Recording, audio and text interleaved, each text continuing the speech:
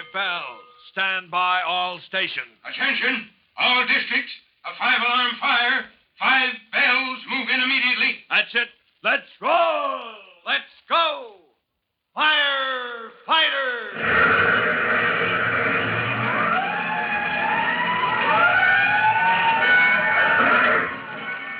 Presenting Firefighters, the true-to-life story of our unsung heroes who stand ready to ride by day or night against our most murderous enemy, the demon of fire.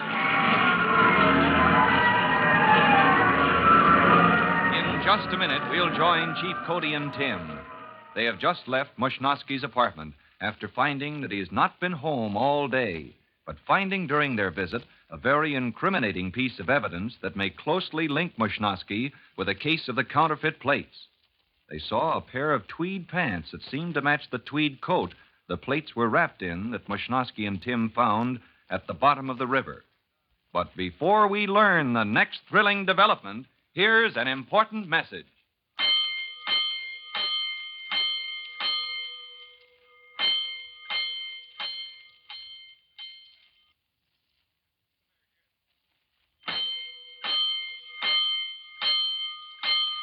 Let's go, firefighters.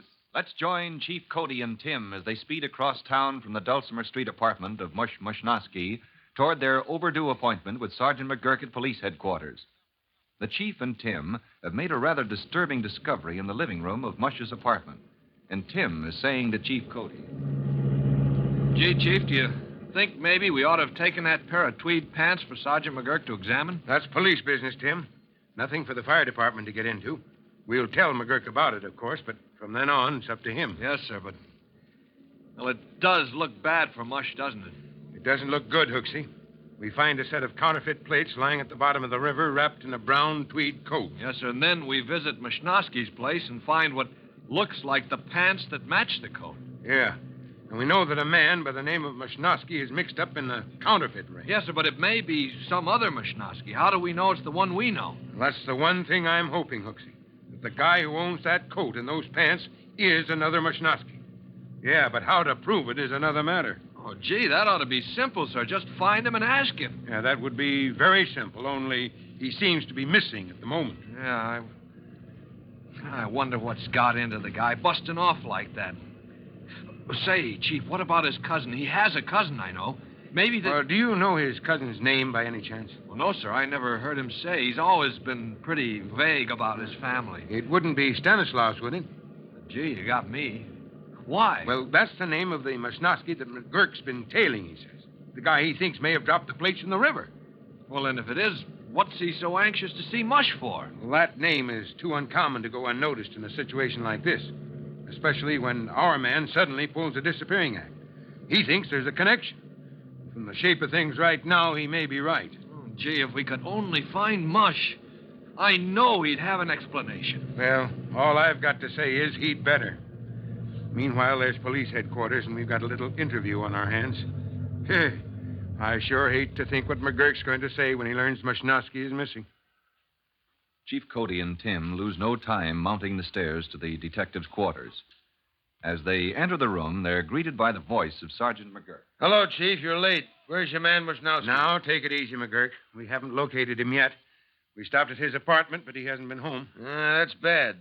Any idea where he might be? Well, he may have gone back to the rescue station. I'm going to check by phone. You better do that. I want to see that man. Strikes me as mighty strange that the man who finds the plates at the bottom of the river and the man who we're pretty sure dropped them there are both named Mushnoski. I'll give rescue a ring right away. Here's the phone. Meanwhile, there's a few questions I'd like to ask Collins here. You're the one that brought the plates up, aren't you? That's right. You see, I was down on a practice dive. Now, see here, McGurk. Collins knows nothing about this thing. He was simply carrying out instructions. But he was working closely with Mushnoski, wasn't he? That's right, but the kid's clear. Take my word for it. I'm not saying anything about Mushnoski because I don't know yet. But Collins is okay. Now, I'll vouch for that. Okay, we'll let Collins go for now. But get Mushnoski. Operator, get me the fire rescue station. Oh, hello.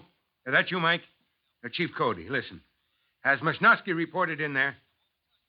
Okay, check and hurry. Yeah? Yeah, I see. No, that's all for now. Thanks, Mike. Well, he reported in with the diving equipment a couple of hours ago and left. Oh, where did he say he was going, Chief? Home. See?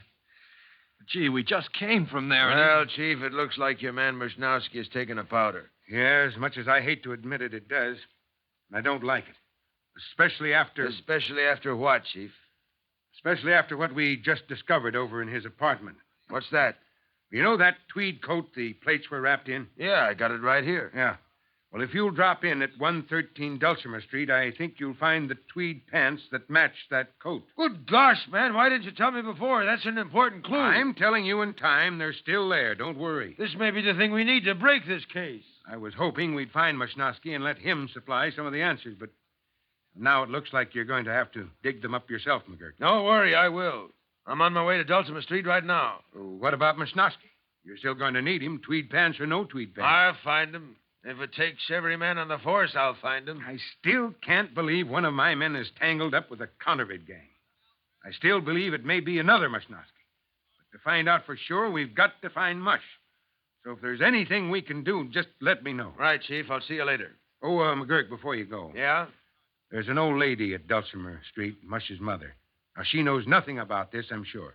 Try to be a little easier on her, won't you? Sure, Chief. Make it as easy as I can. Well, thanks. She thinks the world of her son. When Sergeant McGurk said he'd find Mushnowski if it took every man on the force, he meant just that. But sometimes finding a man isn't so easy, especially if that man doesn't want to be found. And apparently Mushnowski didn't want to be found. 3 days have gone by now, and Sergeant McGurk and his men have scoured every block of the city. But Mush is still missing.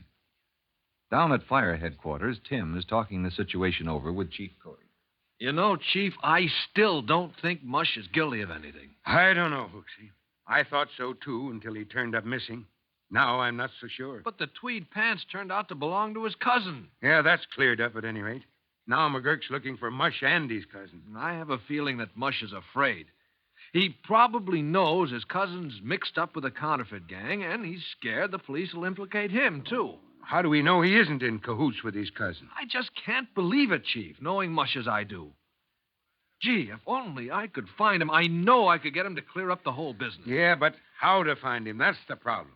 Sergeant McGurk can't. Look, Chief, I've had an idea for some time now. An idea that, if it works, may bring Mushnowski out of hiding. Yeah? What's that, Hooksy? Well, Mush is a smoke eater from way back, isn't he? One of the best. Yes, sir. And when a real smoke eater hears the wagons roll, it does something to him, doesn't it? Never fails to make my blood sing no matter where I am. Well, that's where my idea comes in, sir. I have reason to believe Mush is hiding out somewhere in his old neighborhood. Could be. McGurk thinks so, although he can't find him. What are you driving at? Well, Chief, here's my plan. The next time there's a fire around Dulcimer Street, I want to ride when they roll. And when the crowd gathers, I want to be there. For I've got a hunch Mush, unable to resist a fire, will be somewhere in the crowd watching. Yeah, good idea, Tim. Until further notice, you're pulled off rescue service and assigned to headquarters company. And the next time there's a fire in the Dulcimer Street district, you can try your plan. Yes, sir. We've got to find Mush and clear him of this mess. And this is the only way I know how. Next afternoon at headquarters, the opportunity Tim has been waiting for comes. A call taps in. Tim listens intently.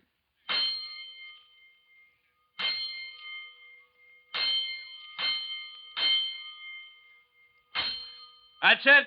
131, the Dulcimer Street district. Let's roll.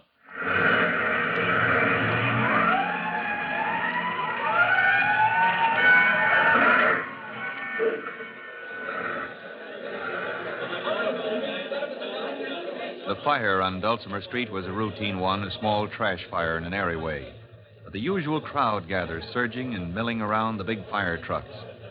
After the blaze is out, Chief Cody comes up to Tim, who was standing near the edge of the crowd, and says, Well, Hooksy, looks like your plan didn't work, but it was a good try anyway. Yes, sir. I searched every face in this crowd. I was sure this would bring him. Wait a minute, Chief. Yeah, Tim? Over there, in that doorway, it's Mush. You're right, Hooksy, it is. After him before he gets away. Well, Tim's plan for smoking out Mushnosky worked after all. But now the question is, can he get to him before he melts away in the crowd? To learn if Tim does catch him and what Mushnosky's reaction will be sure to listen to the next true-to-life episode of The Firefighters.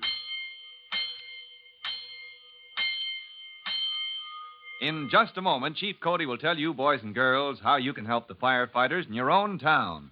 But first, here is a message you ought to hear.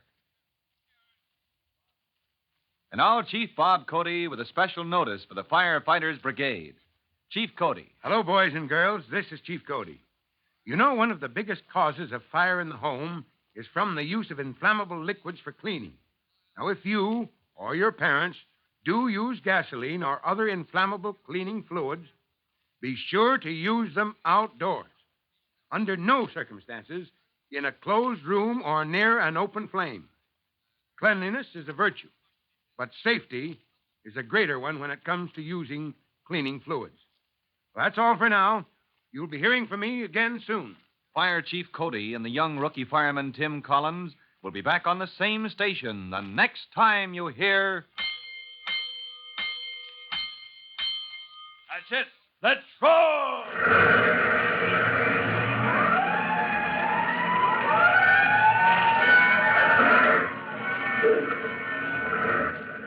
Let's go!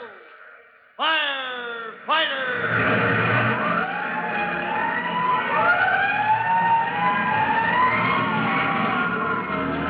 Firefighters is a copyrighted feature of William F. Holland Production.